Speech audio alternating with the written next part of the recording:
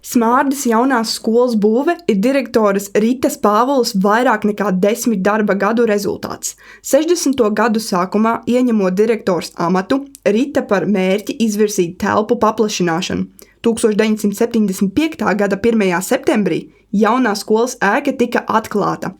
Jau vairākas nedēļas pirms tam skolotāji un skolēni, kā arī bērnu vecāki, aktīvi darbojās, palīdzot pārvākties, saskrūvēt solus, uzstādīt jauno tehniku, diaprojektorus, televizorus un kinotehniku.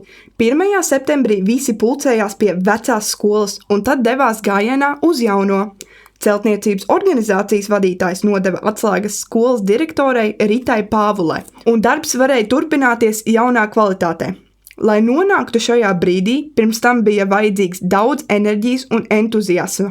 Skolas ēkai bija jāizvēlās tipveida projekts, tomēr tas tika pārstrādāts vairākas reizes, līdz beidzot 1973. gadā bija jāuzsāk būvdarbi.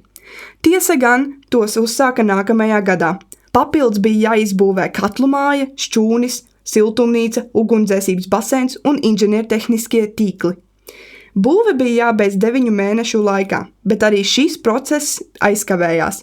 Tolaik lielākā problēma bija sagādāt nepieciešamos materiālus.